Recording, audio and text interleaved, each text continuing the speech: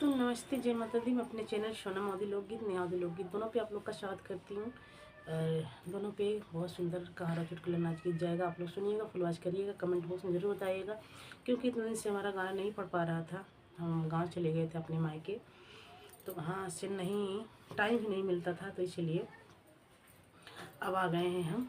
अब आप लोग को डेली मिलेगा गाना सुनने के लिए, तो आप लोग सपोर्ट करिएगा, फुल वॉच करिएगा, कमेंट बॉक्स में ज़रूर बताइएगा कि कैसा लगा। तो चलिए मैं सुनाती हूँ, आप लोग सुनिए।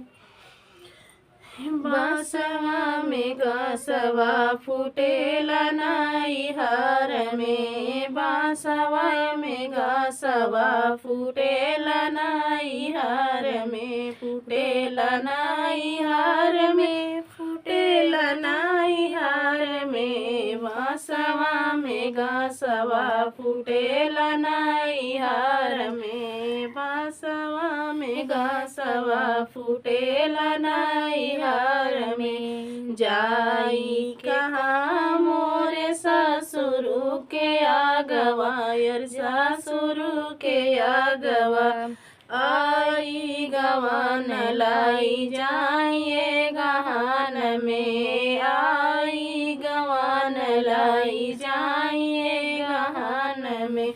बांसवा में घासवा फूटेला नाई हार में, बांसवा में घासवा फूटेला नाई हार में।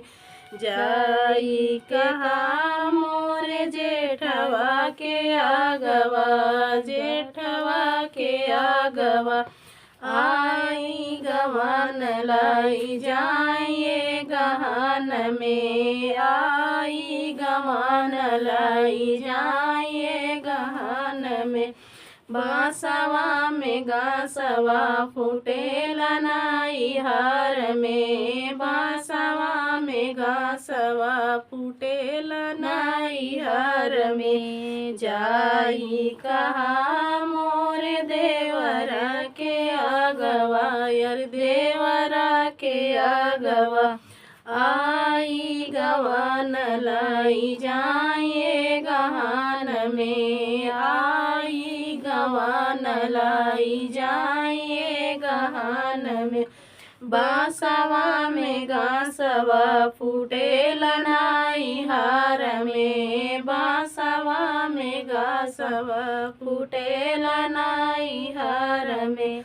जाई कहा मोरे पियावा के आगवा, यार पियावा के आगवा, आई गवान लाई जाइए गहान में, आई गवान लाई जाइए गहान में।